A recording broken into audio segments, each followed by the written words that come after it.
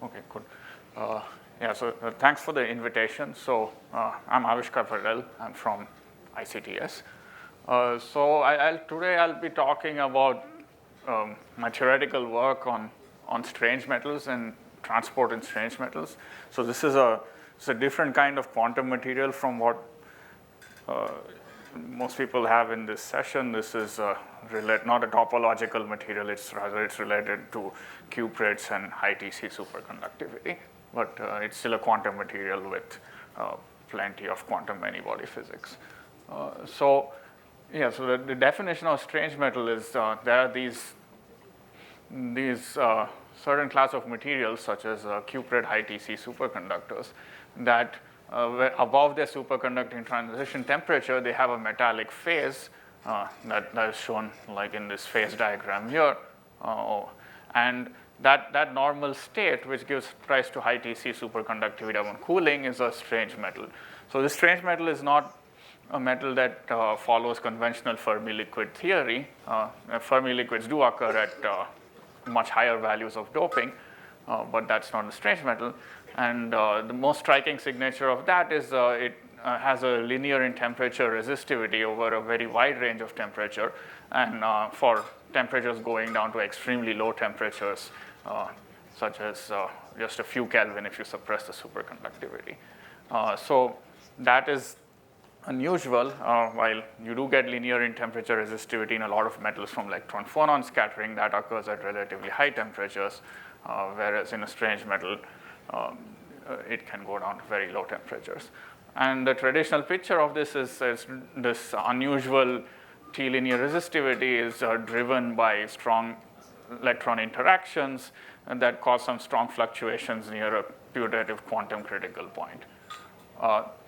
So here is just what the resistivity looks like. So this is a cuprate NdLsCO, where the superconductivity is suppressed by applying a magnetic field, and the resistivity goes linear in temperature down to just a few Kelvin. And there's another material, which is a heavy fermion that has heavy fermion material, which has much lower energy scales, but again has T-linear resistivity to very low temperature.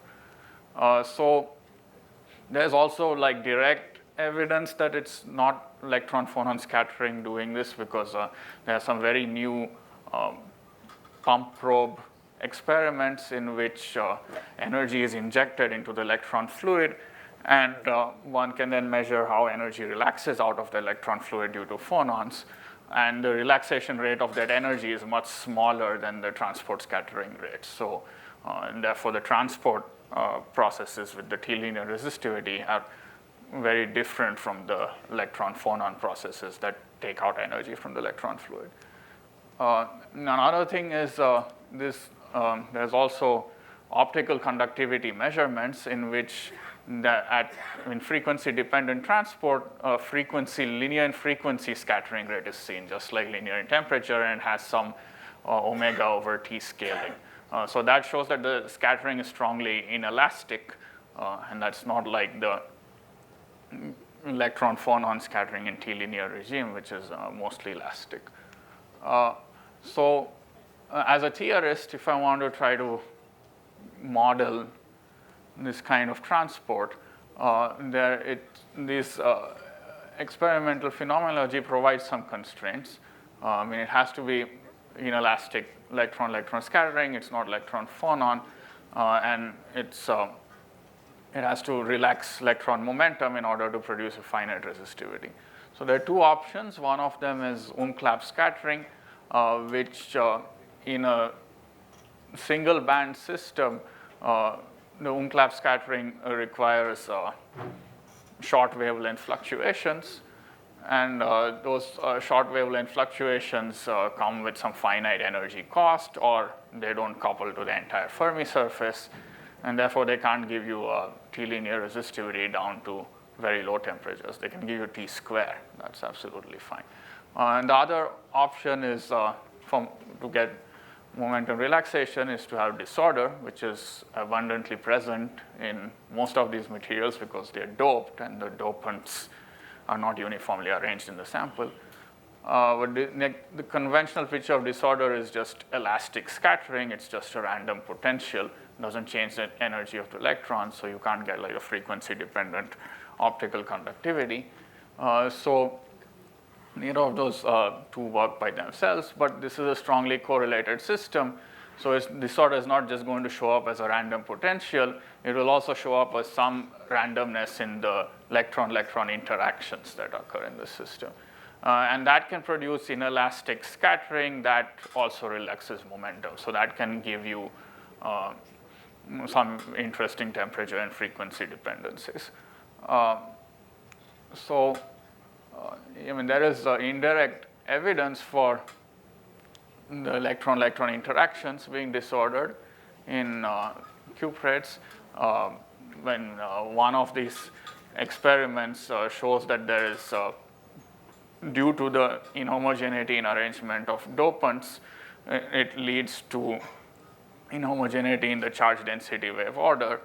So I think where there are less oxygen dopants, you get more charge density wave that shows up in some part of the phase diagram, and vice versa. And as a theorist, that would tell me that like the dopant arrangement, the inhomogeneity in the dopant arrangements leading to inhomogeneity in the interactions that are producing this charge density wave order. Coming to some theoretical models that we set up and are now continuing working on in different directions. And there's this lore that strange metals are related to quantum critical physics. Like a simple model of electrons with some quantum criticality is to write down a Lagrangian where you have electrons with some Yukawa coupling to some order parameter phi, and that order parameter phi is like there could be a symmetry breaking order parameter, like a nematic order parameter or a magnetic one, and that is undergoing some phase transition from some ordered phase to disordered phase, and there are quantum fluctuations, and there's a putative quantum critical point in the middle. So if you do this without any disorder, in this theory is hard to solve, but one thing you can say exactly about it is that modulo Umklapp scattering, the electrical resistivity is 0 just because of conserved momentum and translation invariance. However, now we add disorder, we not only add the textbook random potential disorder, we also add a randomness in the interaction, which is this Yukawa coupling between the electrons and this order parameter field. That's also spatially random. And that, in two spatial dimensions, it produces a T-linear resistivity above the quantum critical point in a Migdal-Eliashberg type of solution. So that Migdal-Eliashberg type of solution is exact in a certain large n limit, which is not the physical limit where n is 2 the number of spin flavors. And this requires artificially enhancing the number of fermion and boson flavors to a large n, and that allows a Migdal-Eliashberg solution. In that regime, we get a quantum critical fan with linear in T resistivity that separates some ordered phase and a Fermi liquid T square resistivity phase in two spatial dimensions. And so there, we get this, and these are various curves on approaching the QCP as I go up from the Fermi liquid side, and the resistivity becomes linear. And the reason that occurs is this provides a realization of this so-called marginal Fermi liquid phenomenology, where your electron self-energy has this form, omega log omega on the imaginary axis, that leads to a linear in energy scattering rate on the real axis. And because this self-energy comes from interactions that don't conserve momentum, it also relaxes, it also represents the current relaxation rate that is relevant to transport, and it translates into the transport scattering rate. So we also can compute the frequency dependence, and we again see we see linear in frequency at high frequencies and approximate omega over T scaling. And yeah, this Migdal-Eli-Ashberg solution also allows for studying superconducting instability.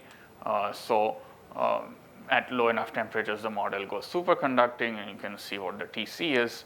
And we can do this for various couplings, and we see that the TC is and linear in T resistivity slope are roughly proportional to each other.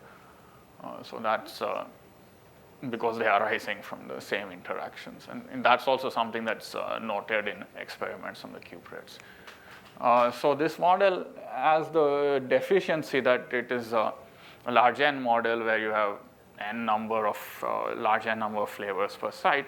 And we wanted to try to do something where N is 2 roughly. So what we did is, for that we can't solve it with Migdal-Eli-Ashberg. We have to do some exact numerical solution. And what we leveraged is quantum Monte Carlo. So one can construct a model of this kind with 2 flavors of fermions, A and B, that have some Yukawa coupling to some field. That in this case, the field represents some antiferromagnetic order parameter with some spatial randomness in the coupling. And this particular model doesn't have sign problems, so one can do quantum Monte Carlo at very large scales and low temperatures.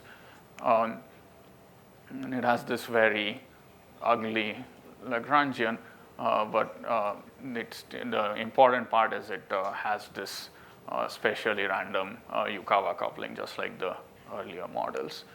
And this turns out to do something very, very interesting. I mean, it still produces strange metals, but it doesn't produce a quantum critical point. Instead, as a function of this tuning parameter, which is the average mass of the phi field, there's some extended regime in which you get linear in T resistivity, and that separates some Fermi liquid type of regime where the exponent is larger than 1 from some other phase in which some order starts forming. So the reason this physics is very different from the large N solution is that this order parameter, the bosons, become very strongly disordered at low energies. And what I mean, you can see from the 2-point function here that it's a strong translation invariance breaking. And the precise way in which it does that is that this order parameter fluctuations get spatially localized at low energies. So these are like local puddles of fluctuating antiferromagnetism, if you want to think about it that way. So that's what you find here. And at high energies, of course, they become extended, and you have extended fluctuations of antiferromagnetism. And because these things are localized here, there's no long correlation length, so there's no quantum critical point. Now, while there is like this kind of severe change in the order parameter physics, in the electrons, fermions behave pretty nicely. You can still see that there's a clearly defined Fermi surface in this 2-band model. And if you look at it in real space, the fermion occupation is uniform or nearly uniform with some very tight distribution about the average value. So there's no sign of like localization of fermions in this picture. And so we're doing QMC, which only works on imaginary frequency axis, but we can still parameterize our conductivity using an imaginary axis Drude formula with the non-interacting Drude weight, and extract some imaginary axis relaxation rate and extrapolate that relaxation rate to 0 frequency to get the DC transport scattering rate. So we can do this from the current correlator. So that allows us to characterize the resistance in terms of transport scattering rate, and we get this extended linear regime over here and some superlinear regime to the right. So in keeping with the electrons being rather translationally invariant and clean, you can see that the extrapolated residual resistivity within this T-linear regime is very small. And the transport scattering rate has some value that is order 1 number times kVt over h bar. So that's called a Planckian scattering rate by some people in the field. So this is reminiscent of what happens, of one phenomenon that happens in this LSCO cuprid, that your strange metal extends over a range of doping and is not tied to a quantum critical point. So there's an extended range of doping where the exponent of resistivity is 1. That was seen experimentally. And furthermore, we find that our scattering rates are universal in this phase diagram because we can do these numerics at different values of couplings and disorder. And as long as we rescale and layer the phase diagrams on top of each other by rescaling the tuning parameter, in terms of that rescaled tuning parameter, like the resistance curves tend to almost match up exactly. So there's the scattering rate, we find the strange metal is universal. And that's also something that is noted in experiments on different cuprates, which presumably all have like different bare interaction strengths and bare amounts of disorder. But like both this model and these experimental samples, they seem to have some kind of universal low energy physics that gives rise to scattering rate that is some order 1 number times kVt over h bar, which doesn't depend on all those UV details. And that is some very strong non-perturbative physics. You can't get this by doing Migdal-Eli-Ashberg theory, but it happens both in our model and in experiments. And so then if we go outside the strange metal phase towards the ordered phase where we make this tuning parameter smaller, then we start getting a residual resistivity that turns on, and also the T dependence becomes sublinear. You can say that it has a log correction or an exponent less than 1. And that this phenomenon of the residual resistivity and the sublinear exponent is occurring due to a formation of glassy antiferromagnetic order in that region. And we can see that from long autocorrelation in Monte Carlo dynamics. And also we can see that the susceptibility of the antiferromagnetism becomes extensive in inverse temperature, but it's not extensive in system volume. So it's frozen in time, long range in time, but not long range in space. And that's formation of some random glassy magnetic order. And that is also qualitatively similar to what happens in experiments where they have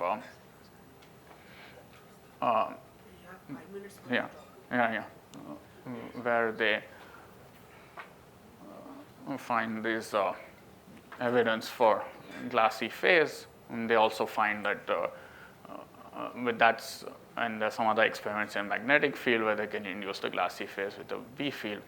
And they've also find that the glassy phase is related to a sublinear and T exponent of the resistivity and some enhanced residual resistivity. So this this phase transition from the strange metal phase to this glassy order also seems to be what bounds this scattering rate at this value. It can't go any higher than that because it changes the phase, and that's related to this notion of Planckian stability bound, which has been discussed in some other cases. Finally, we also did some more calculations of the dynamical spin structure factor in this strange metal phase using some real frequency axis mean field calculation and compared it with experiments. And the experiments show that you have omega over T scaling and chi double prime with some exponent that is smaller than 1, which is different from Hertzmiller's theory. Yeah, our calculations also essentially find that over that extended phase where we have near omega over t scaling with some exponent less than 1. And we also see this omega over t scaling in the local susceptibility, which is also something that sometimes is measured. And yeah, and we also see it in the exact non-mean field Monte Carlo calculation, where we have omega over t scaling on the imaginary axis, again with an exponent less than 1. And yeah, so to conclude, we are doing these models, two-dimensional models of fermions with random Yukawa coupling to scalars of bosons, which are called Yukawa Sachdev-Yekitaev models, and they produce they can produce strange metals in 2 dimensions. And if you go beyond some kind of large n mean field calculation, you get this extended phase behavior. And the non-perturbative physics also has this Planckian transport scattering rate that's independent of various UV details. And you get omega over t scaling in spin fluctuations that are localized, and then eventually those spin fluctuations freeze at the strongly coupled end of the phase and to form glassy antiferromagnetic order. And yeah, these features all seem to also show up in various experiments on LSCO, even though, well, our model is not an exact description of LSCO, but it does match some salient features. And with that, I conclude. I can take questions.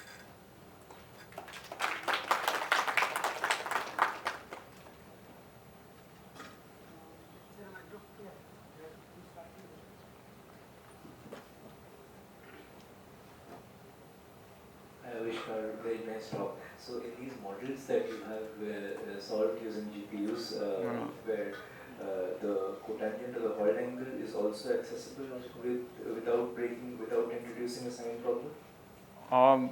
If you apply a magnetic field, you will introduce a sign problem. But I think there are also some of these techniques by Asa Auerbach that seemingly can relate the Hall transfer to some equilibrium correlations which don't require magnetic fields or something. And I don't know much about that, but maybe that's a direction to explore, and I've not tried it.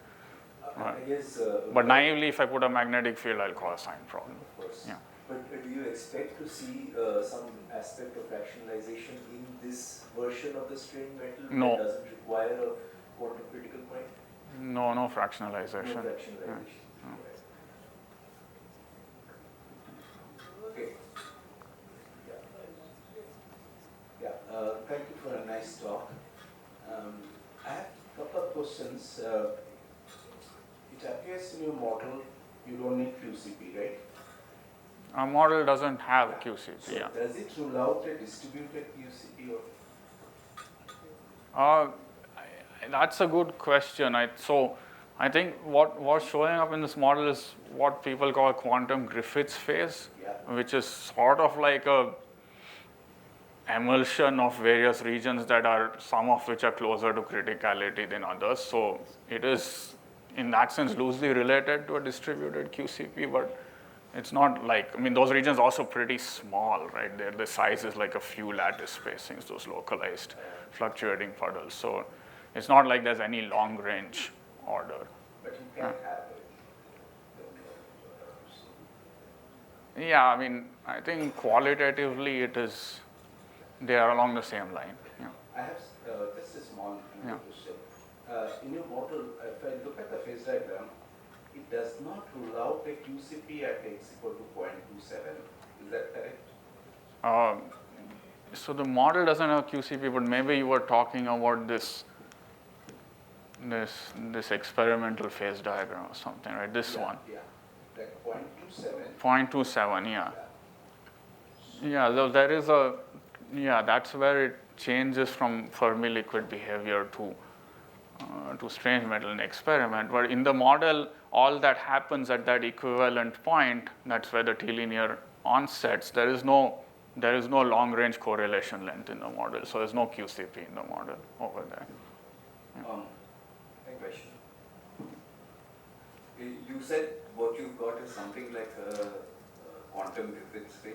Yes. So is there like a, without doing the full calculation, is there a scaling argument that gets some of this? I've not thought about that. Because usually if it's a Griffiths effect, one can usually get some broad statement just by balancing how rare the rare region is and what its effect is, right? Yeah. But some such picture does not exist here. I mean, it might exist, I've not explored enough. Yeah. Okay, and the other question was about what's being called as a distributed quantum critical point. What's the actual distinction between quantum Griffiths and that? Is it that one is with disorder, one is without? No, I think both need disorder, right? So then what's the distinction? I mean, maybe in the distributed quantum critical point scenario, like those puddles have to be very big or something. Like, whereas in this Griffiths phase, it's kind of localized regions that you're seeing are on like a length scale of a few lattice spacings.